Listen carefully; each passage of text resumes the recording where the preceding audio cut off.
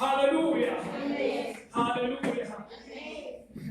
Siyabonga kakhulu uNkulunkulu basifane egameni likaJesu yakholwa ebingelela ubaba bami baba ukuthi siyabingelela babucube omama bonke abadala nabasha egameni likaJesu intombi nensizwa nobhuti wethu uNkulunkulu siyabonga cha sisho lutho ngamateki wakhe siyakholwa. Amen. Amen.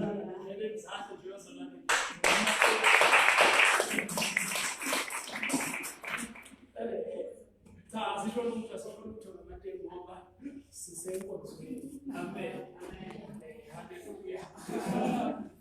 Uyasho umuntu obambelele ematekwini hawo bakithi sizokhonza semile ematekwini. Amen. Hallelujah. Siyabonga uNkulunkulu sibisiwa bazalwane sengishilo inkosi yethu siyabingelela kumamncane nezimane siyabingelela baba egameni lenkosi uJesu. Siyajabula ngokubashaya kakhulu bazalwane ukuze sikwazi ukuhlukana. Amen. Kahle kahle ngokomthetho kufanele kube 1 hour. Amen. Bese sihlukana. Hallelujah. Mama bese ngakazizi ukuthi sekonzo yami.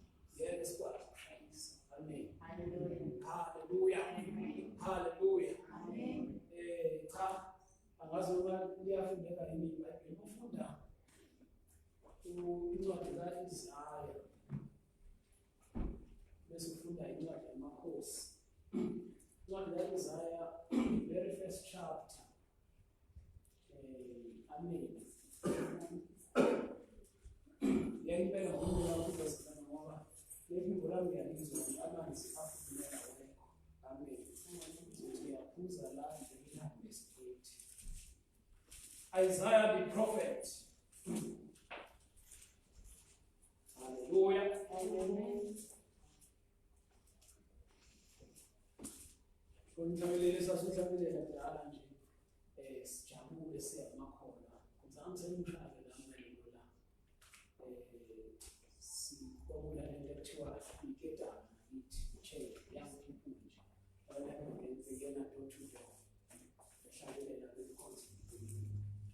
So babehlabelela nje nabehambe bethi mina uJesu uzobuya.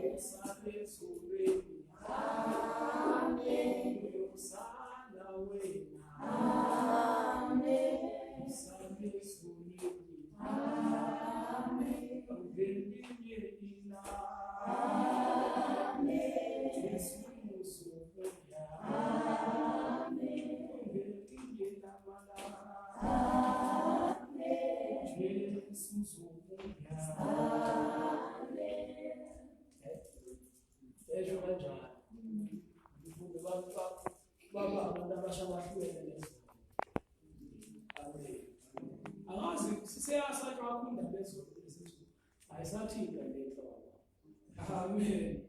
Hallelujah. Kanti uNkulunkulu bazana ufuna abantu abangcwele. Amen. Ngiyamthanda lokho nangabethi uJesu uyabuya nzima. Uyabuya egameni likaJesu. Hallelujah. Cha, uyabuya. Amen. Yazizwe izigi. Njalo mhlawumbe siyazizwe izigi. Babuye isikhathi sokushibhesha noma sokudlala siphelile. Amen. So sizofunda ke bazana namhlanje egameni likaJesu. Uma nifunda iBhayibheli Isaiah chapter 1 impumelelo verse 19. Omunye angazi incwadi yamakhosi Kings, First Kings. Hallelujah. Awuthi ngizokhonzela ngela indlela enilunge ngayo. Yazona lezi amakhola zokhonza. phela ungamuntu uthuthe la. Ngasho ukuthi angisho ukuthi ngendaba yesikhathi. Angisho ukuthi ngoba phela akusweke mina ukhuluma mafundisi. Incwadi yamakhosi oqala bazalwane chapter 3 amen verse 27 ayisho verse 29 ngoba kufunda kakhulu amakhola ayakhola athi baba ufuna azokusemama ethi namhlanje uzoshumayela endlini nasi ufunda kakhulu Isaiah chapter 1. One verse, a bit, ma'am. Just one verse. And yeah. Hey,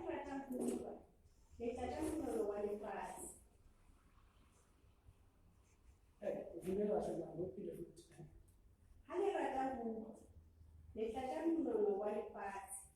Let me attend that. Listen. Then I'm going to teach you no. That's you know which.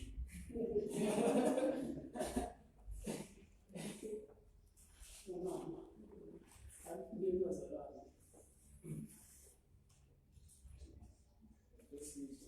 Yes. Oh, should I?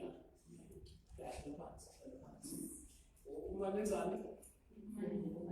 Umanefuna. Should I like it? We are there.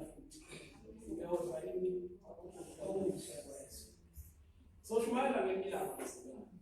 Amen. Kodwa nje uNkulunkulu namhlanje afuna into eziningi. Amen. Kodwa ufuna abantu abavumayo.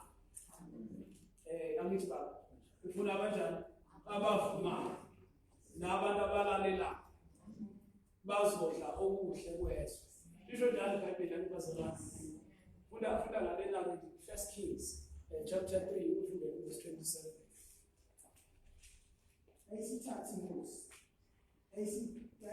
Sithatha inkosi yathi nike lo umntwana ophilayo ningamdabuli nakanye nguye ongunini uIsrael owenza 27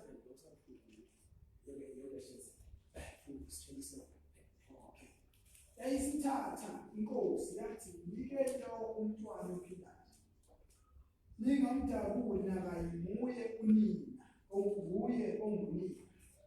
Oh, isho njalo. Okay, asithanda baba siyabonga lapho. Uyaphila Nkosi, konke empilweni kwethu ngalo egameni likaJesu Kristu. Hallelujah. Cha, siyafuna unono, uthemba unono. likaJesu unono.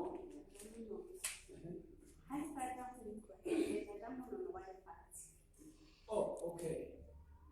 Hallelujah. Angazi basadala lesifike mhlambe siwabeke phansi amaBhayibheli namhlanje phansi itholana. Ayithembo. Siwabeke phansi. Ufuna besixoxe indaba kushaya Yesu basadala. Ayisizi sambulo kodwa into eqondile kanje. Amen. Hallelujah. Hallelujah. Maka bengivuleke ekseni uvuka imhlabelelo emibili basadala. Amen. Umhlabelelo oqala uvuke kimi basadala uthi imizamo yami yophela mhla ngifika kuNgidi. Oh amen. Bese lithi Jerusalema ikhaya lami. Imizamo yami yophela mhla ngifika kuNgidi. Niyawazi umhlabelelo. Hallelujah. Kwakhona kimi ukuthi kushuthi mangabe sesifike eJerusalema noma eSiyoni imizamo iyaphela. Amen.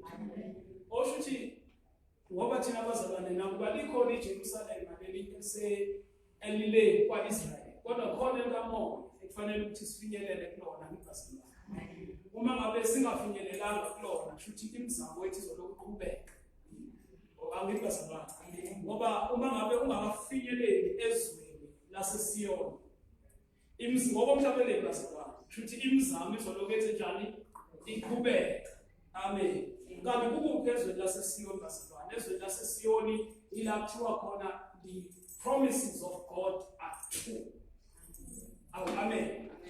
So uma ngabe ungakazi ufike at a point where the promises of God are true in your life, uyohlala uzama njalo ngoba umhlabeleni angibasebazi ngoba uma ngakazi ubone uNkulunkulu change impilo yakho. Amen.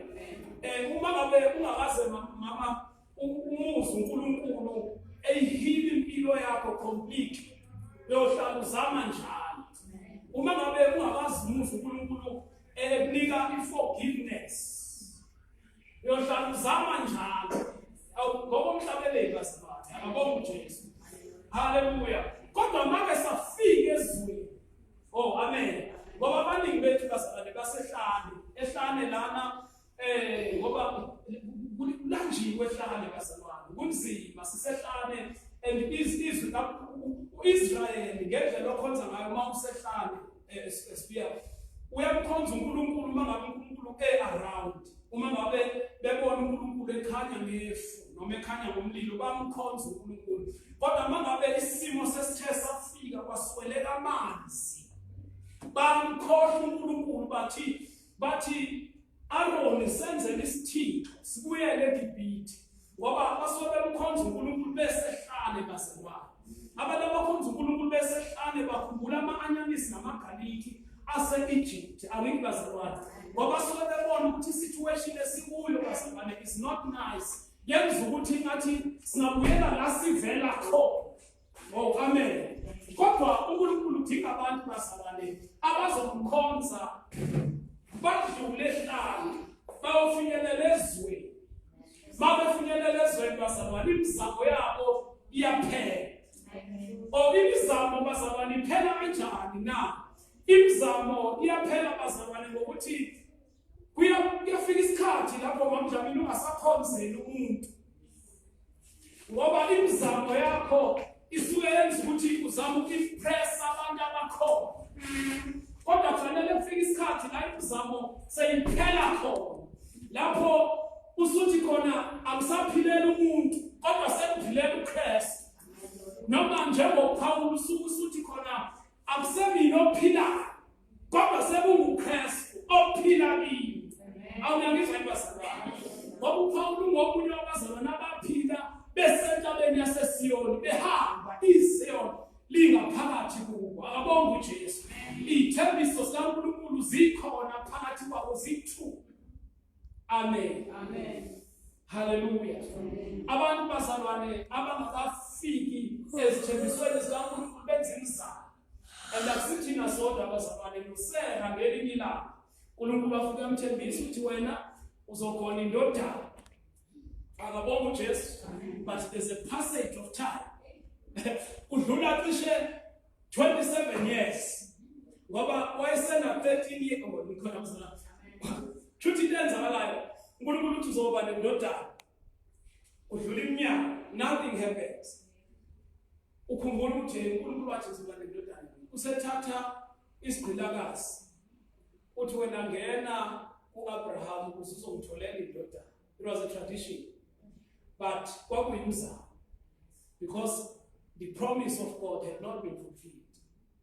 So kuyenzeka umuntu athe receive the promise aphinde futhi aqalenze inibazalwane imizamo.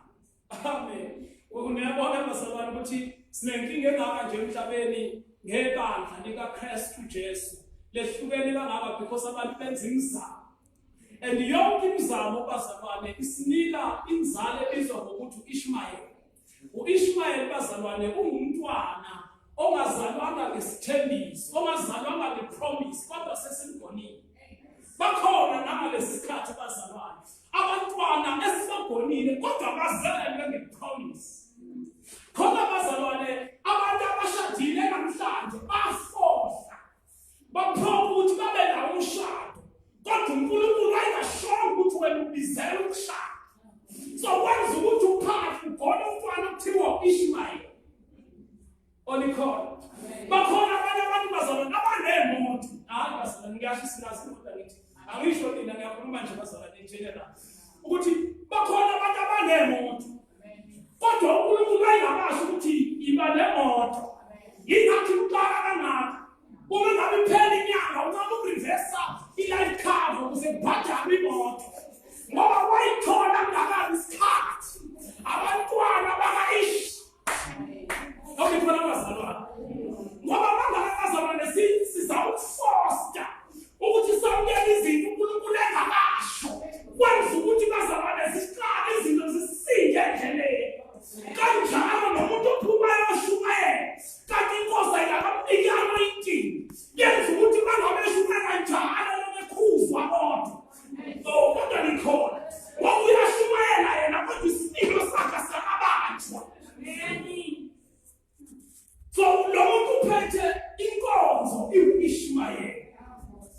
Olikhona bazalwane.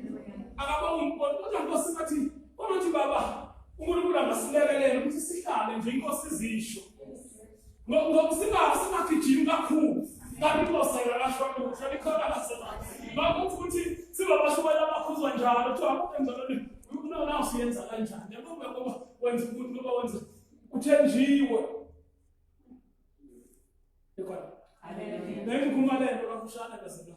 Uthi uyabona nje umuntu ungazami ukuthi ube nabantu bazele spiritual kanti wena wakazama. Olikhona bazalwane. Oh hallelujah. Lithi iBhayibheli ke wenza iplan noma ngathi ngiyaphila. Wenza iplan ngena wazalwa ngempela uIshmayeli. Hallelujah. Yenzeka lento bazalwane. Kuvele kuphume nje ifake yomntwana kaNkulunkulu. Kuphume nje inkinga yabantu abazomhlupha uNkulunkulu endleleni. Ishmayeli bazalwane is a very rebellious person. Ngikhulumela phansi ngoba angifuna abantu bezwe ngaphandle. Ishmayeli is very rebellious. Noma ngathi bazalwane ake sibenziwe. Ishmayeli uzothi Dlamini sebedlule isikhathi.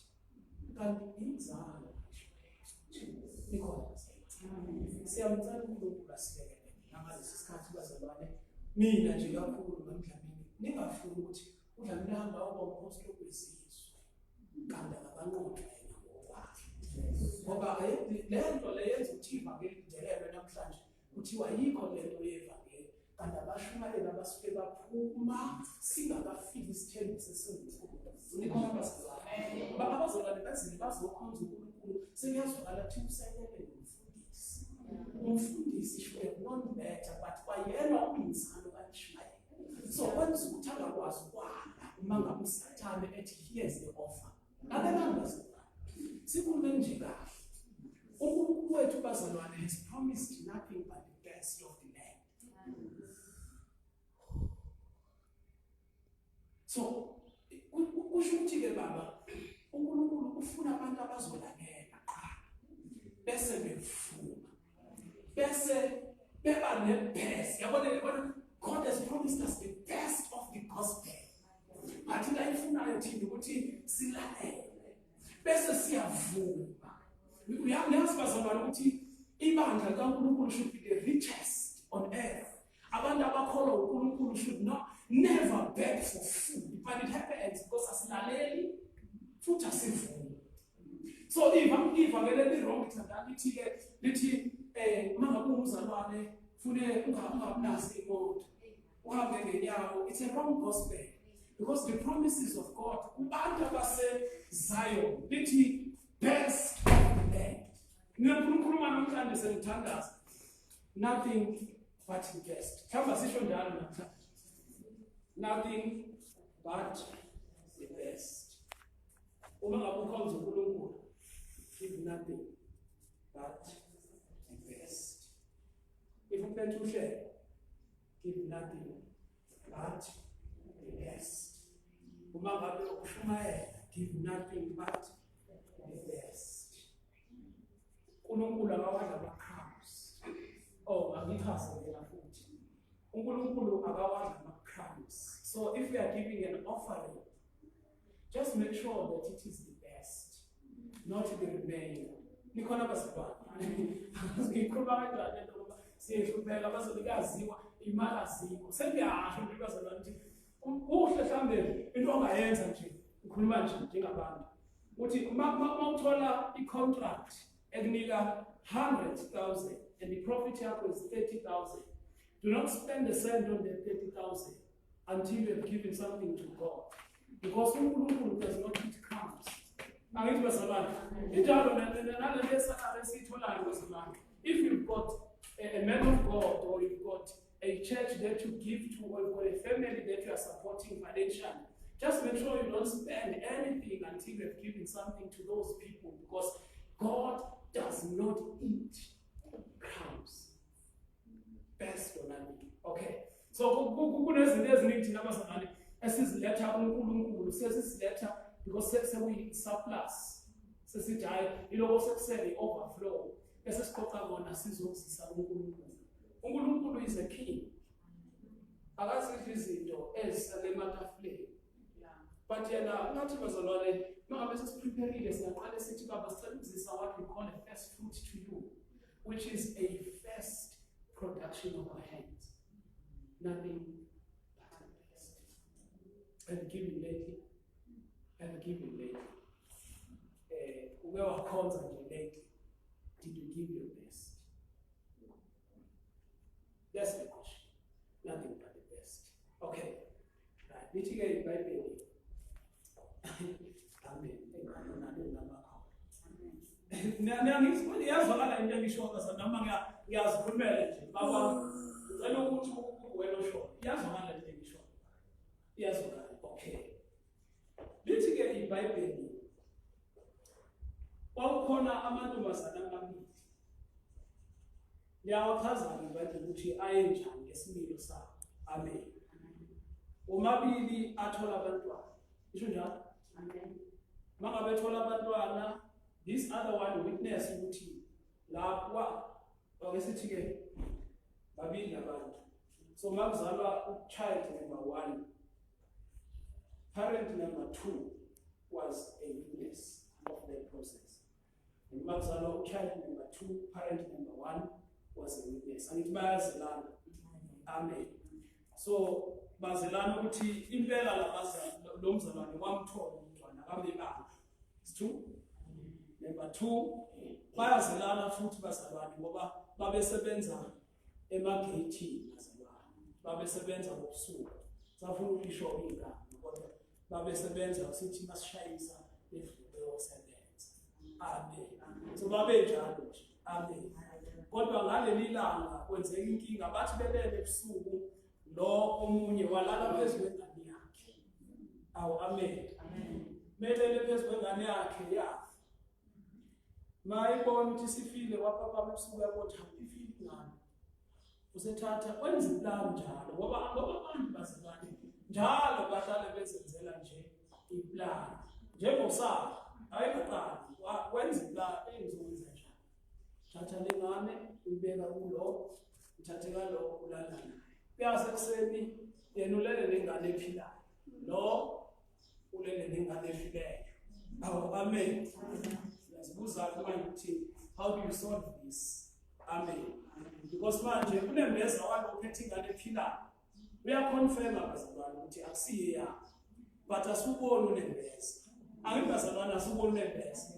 Ayithi noma kuthiwa abazalwane sikhuluma ngelimi. Unembeza wethu uyasitshela ukuthi akusizi ilimi evela kuThixo lezi angibazalwane. Kodwa siyakwazi ukuthi singawulaleli unembeza ngoba vele umuntu mangabe bazalwane engafanga amaqondana naye unembeza ngeke awulalela angibazalwane. Abantu bashumayela kulezi insuku shumayela enceku uzudlabelela uyisindonga la ujulu kube mansi kodwa unembeza ubeni kuthi wena kade wenzukuthi. Kodwa ngeke sikubona ngithina abazalwane ngoba bazalwane thina sibona umuntu ophethe umntwana. Kanti akusesiyo wakhe lo mntwana. Angibazalwane. Awu haleluya. Awunanama lesikhathi bakhona ngisho ukulana bazalwane. I'm just saying ukuthi ungahambi kakhulu kanti uphethe igift yomunye umuntu. Amen bazalwane. Ngoba bazalwane umntwana kuyizinto ezintathu in the spiritual realm. Akithi bazalwane. Umntwana bazalwane kuyilento ekuthiwa igift. Oh amen. Uma ngabe bakhuluma ngomntwana eBhayibhelini you must just know ukuthi khuluma ngegift. Oh akabonga uJesu. So khona abantu abaningi bazalwane abahambayo kodwa igift yeliwe. Khona abanye abantu bazalwane abahambayo emhlabeni kodwa igift yakho intshontshwe abantu. Oh akabonga uNkulunkulu wethu. Kodwa namhlanje sizokhuluma ireversal ngoba uNkulunkulu wethu akafuni sihambe ngecopy. Kodwa ufuna sihambe ngamandla akhe in the best of our life. Angithi bazalwane. So uNkulunkulu bazalwane uyavuma ukuthi ithathwe lengane ukuze kube khona umama ophethe ingane ephilayo ophethe efileyo. Oh hallelujah. Oh hallelujah. Number 2 ingane bazalwane ilento ekuthiwa ijoy. Akabonga uNkulunkulu. Abantu bakhonza uNkulunkulu kodwa ijoy ayikho.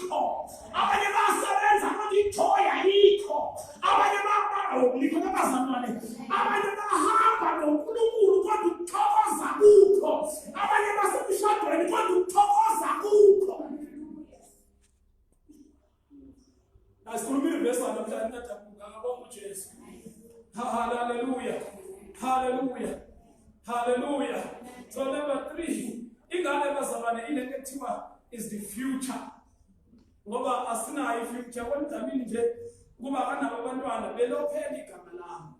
But bakhona osandiso nesiqiniseko ukuthi uNkulunkulu uzoba blessa na. Because abantwana they are the future. Oh ababonga uJesu. So usathana uyakwazi ke bazalwane ukuthi aguqule izinto esuka. Silela vela siguqule izinto. Athathe igift yakho akunikeze icopy. Akuvumele enkonzweni but athathe peace. Akuvumele ukuthi uthandaze uwathola ama contract but abulala ifuture. Ubona abantwana bakho noma unayo imali kodwa babulawe inyawubi. Ngoba usathana umelene nokuthi ungabi nefuture. Kodwa namhlanje bazalwane sizothandaza ukuthi amandla kaSathana awenze ubusuku. Angabi namandla esizukulwaneni sethu. So that ukukholwa kwethu bazalwane kungezokuphela nathi. Kubatshaza ukuthi uDlamini wayekholwa kodwa kube ingane zakhe. Namhlanje bazalwane sizothandazela ukuthi Sathane ngamula amabheriya. Ngamula yonke connection yakho. Sathane enza sure ukuthi awungeni indawo in my generation. Ngoba sifuna ukusindiswa sonke abantwana abahlale beyini. Abantwana abahlale behlekwa yizwi. Ngoba uNkulunkulu bazalwane. Ngoba ikhona bazalwane. So uma ngabe singawenzi lokukhule kwenjalo sisithanda. So the problem ukuthi sozala ingane bese kuba yilento ekuthiwa umfundisi akamzali umfundisi. Kanti yitho esingacabanga ukuthi ngeke ilanga fanele ngesimtshele uSathane ukuthi ahlukane nabantwana bethu. Ngoba labantwana shall benefit the best of the land. Ngoba insindiso is our gift nabantwana bethu. Amen. Iyazwakala. Hallelujah. Iyazwakala ngibazalwane. Hallelujah. So uyakwazi bakumube futhi njengoba singabazalwane thina singabobaba ama parents, we have a responsibility to pray for our kids. We have a responsibility to be consistent in their presence. Because umntwana akashina yezwa kodwa udinga abantu abazoba consistent. Yini consistent? Ilento ukuthi uma ngabe usekonzweni ube lo mama ongcwele ongakhulumi noma kanjani ukuze uzothi mawusufika ekhaya uphinde ube loyo mama. Ngoba intendla abantwana akusiyintuma yena kodwa ilento ekuthiwa i-consistency. Uma ngabe umuntu enkonzweni bazalwane okhuluma ngothando kodwa mangabe usufika ekhaya ingakhesin. Hazi ukuthi abantwana bazothatha i-cursing side. Ngoba abantwana bazalwane basebenza ngalento ekuthiwa i-consistency. Uma ngabe bazalwane as a family mthandaza amanina enkonzweni but you don't pray at home, you must just know ukuthi you can never expect ukuthi abantwana will pray because we create a lento ekuthiwa i-consistency. Amen. Likhona libandla likaJesu. Ngikhuluma nje kahle bazalwane. Amen. Basikhulume sihambisane bayabona ngenkosi kuyafika ukuthi ithi inkosi cha inzima kodwa one thing I will do, thatha inkemba a sword nimdawule umntwana in half. Isho njalo you cut him in half so that this one will have half and this one will have half. Let me teach you about the spiritual, according to spiritual law. And you can never own what you are not willing to give. Abathi uNkulunkulu uyazi ukuthi wena ngeke nje umnikeze umuntu isuthi ekhadusha. So why should you own one? Uyazi nje ukuthi wena nje you will never welcome a beggar into your home. Why must he give you a palace? So you can never own what you are not willing to give. Nicole. Lithi ke iBhayibheli lo mama wathi yena cha bazalwane ngiyacela ukuthi angakhathwa lo mntwana wami phakathi, because that will mean death. But ngcono nimthathe nimnikeze lo mama amkhulise, mina at least I know ukuthi uyaphila, because lo mama emqondweni wakhe unalento mamncube ukuthi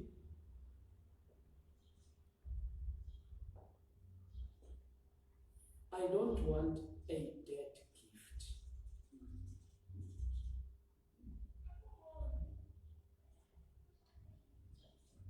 God, I don't want an ineffective faith.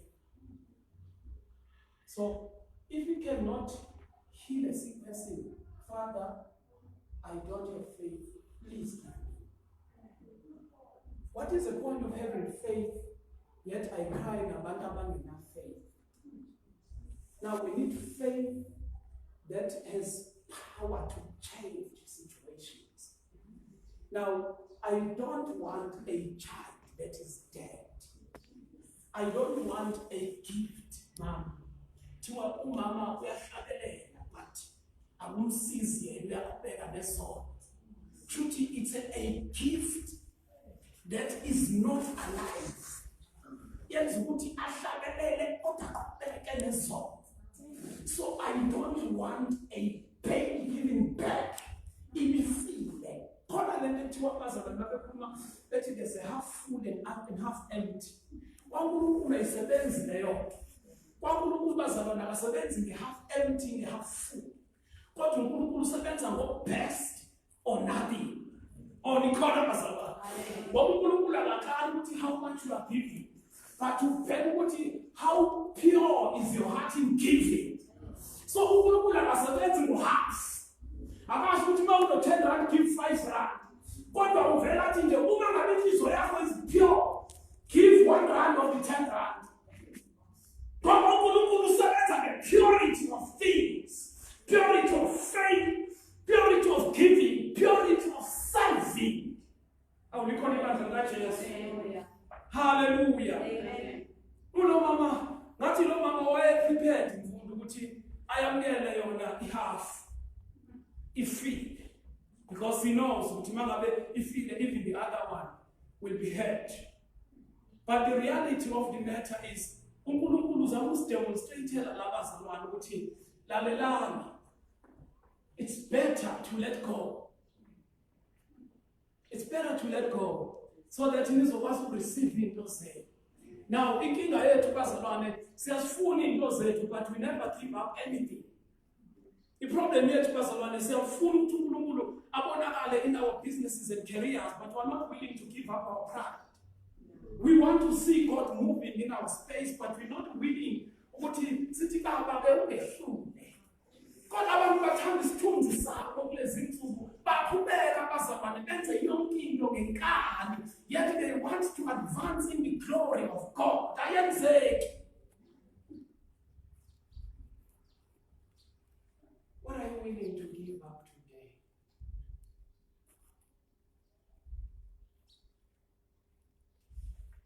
Bengikhuluma ngelonto ilula. What are we willing to give up? Chambe mfundo, we must be willing to give up even a title. Mawukhona ama-title. Thiwa ngoba isizi title uma ingayishintsha impilo yomuntu. Lento kuhamba ubizwa ngobaba la, ubizwa ngobaba kodwa uzibona ukuthi uphila impilo yesonga. Ayisizi leyo. Lento kubizwa ngomncwele, ukuzibona ukuthi hayi uphila impilo yabantu abangalungile. Ayisizi. Father, give me a gift that's got power to change my life. It must change my own life. Best or nothing. Nangalesi sikhathi bazalwane as we are praying, angazi ukuthi yini lo somnikezelo kodwa umhlabeleli uyahlabelela ukuthi anginakho kwanele. Ngiza kunika uqobo.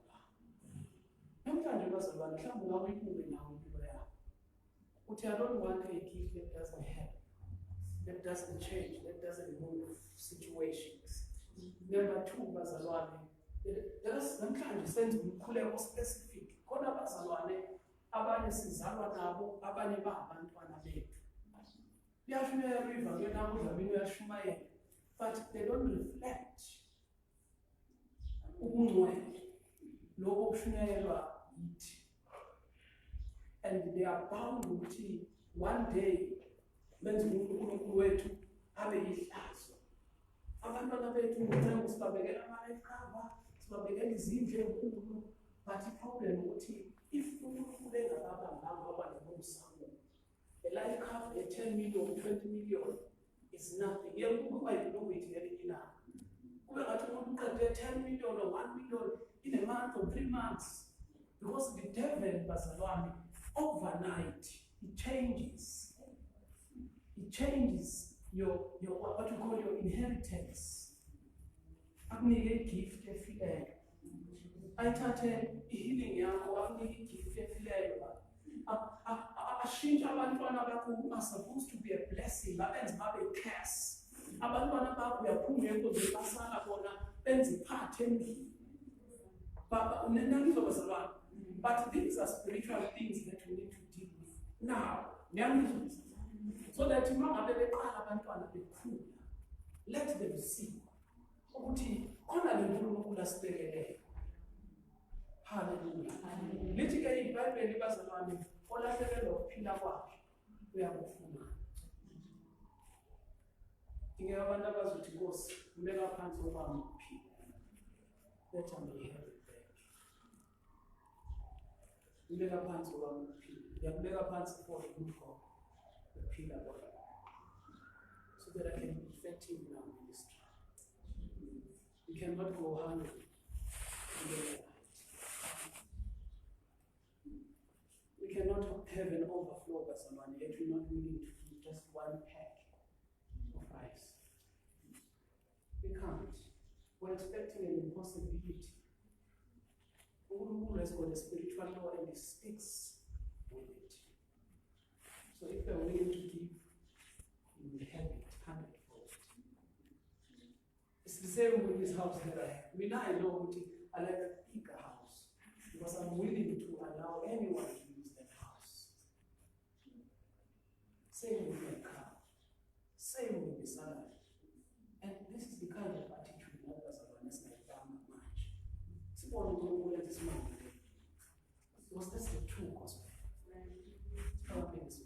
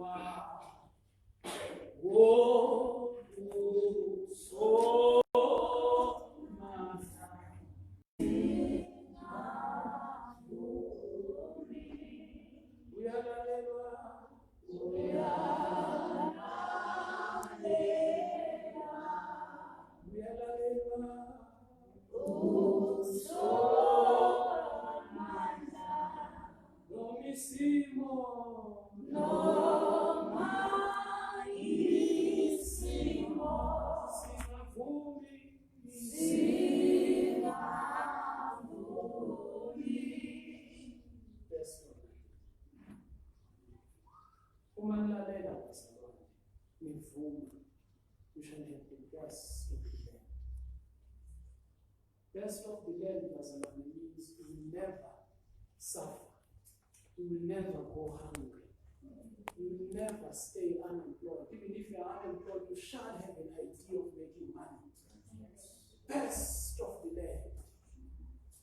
I give them as a base. I give them an amount to listen more. Best or nothing. Let's apply our faith together. Something must move. Because we have been given the best of the land. We understand that we are given the best.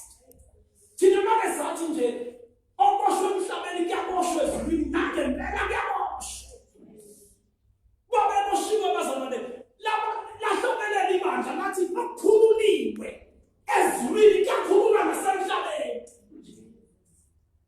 Lithi iBhayibheli kwabonakala kuvuleka kwanyakaza izinto ekhaya. Kwavuleka amaketanga, kwavuleka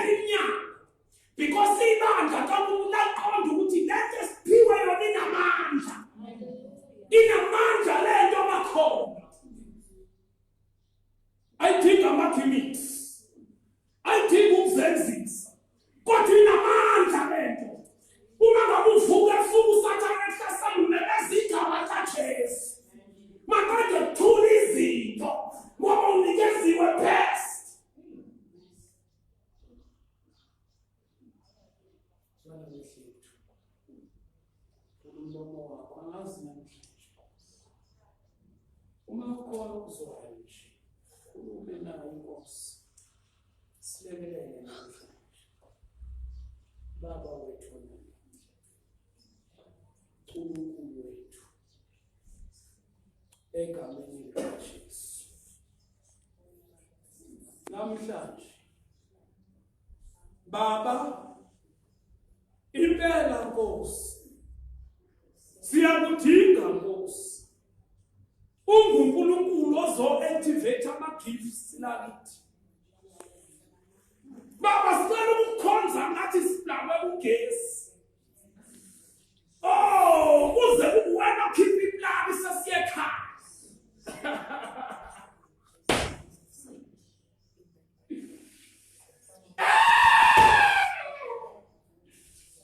sicela ukukhonza without ceasing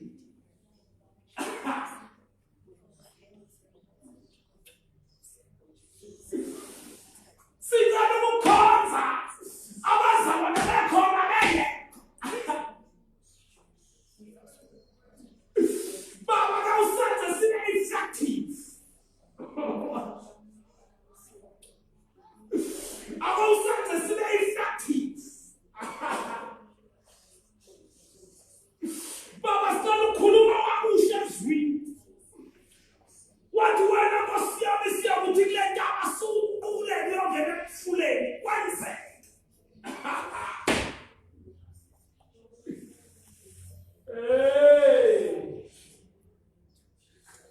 uNkulunkulu wethu onamandla uNkulunkulu omngcwele awusithembisanga Nkosi izinto ezijwayelekileyo kodwa babusithembisa izinto ezibest baba bonakala nebest yakho kule ndawo bonakala in the manner we are giving to you my God bonakala in the manner we are serving you my God bonakala in the manner we are praying to you my God yes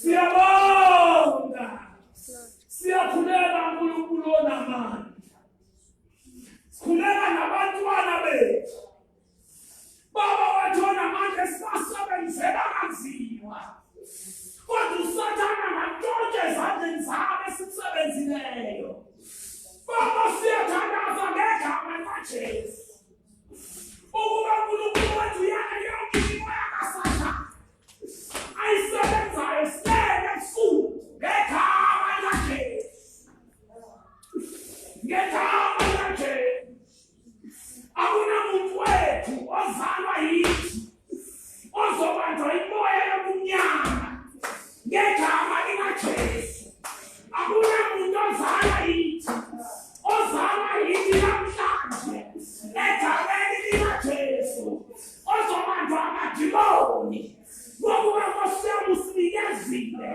babisipho esiphilayo bakhuluma abantwana bethu bakhuluma ngegama likaJesu bakhuluma ngegama likaJesu bakhuluma ngalo igama likaJesu akunamntwana wethu ozobanjwa amaphupho amabe ebusuku ngokuba wena Nkosi namhlanje usinikeza amandla ukhona ukuyaleza kuSathane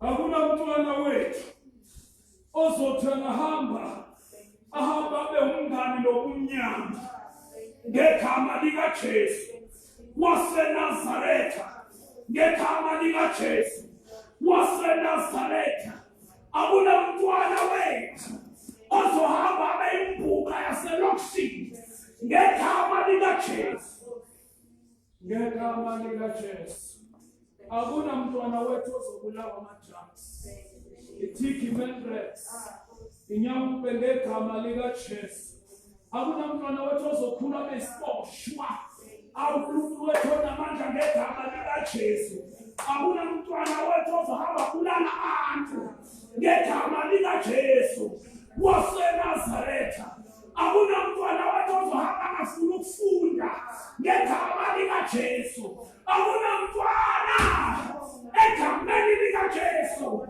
Akunamntwana ozokwela imali endlini ngegama likaJesu. Moya omnyama ngegama likaJesu. Uyathutha manje egameni likaJesu. Ngoba abantwana bethu bazokwazi ukuthi konke okukhona endlini kungokwabo. Moya omnyama fundisa abantwana bethu ukuthi kanye kanje noma kanje. Baba ngegama likaJesu namhlanje siyawuyala lo moya. Egameni likaJesu siyawuyala lo moya. Egameni likaJesu siyawuyala lo moya.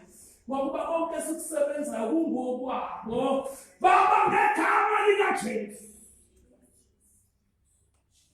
Usisi ibandla lakho Nkosi. Bantwana bakho uNkulunkulu wethu ekulaleni kwabo. Kungakhona nowani Nkosi onamaphupho amaba phambene necebo lakho. Namhlanje wajoining our faith. Siyahlangana uNkulunkulu wethu onamandla. Mangabe Nkosi singaphuphi baba wethu onamandla masiphuphe kuphela wena uNkulunkulu. Uveza amanxeba akho. Kuphela hayo munye Nkosi. Asifuni ukubona amalotho, asifuni ukubona gogo, asifuni ukubona mkhulu, sifuna ukubona amanxeba kaJesu. Ngene emaphusheni ethu. Ngene emaphusheni abantwana bethu. Ngegama likaJesu waseNazaretha. Baba wethu onamandla sicela ukuthula. Lokho sinikeze khona ezwini lakho. Baba sicela Nkosi yami igift yakho ibuye kithi.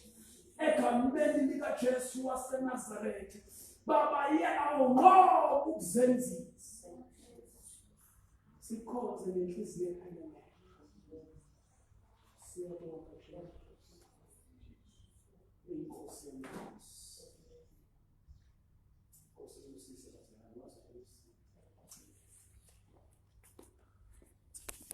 Bayede Nkosi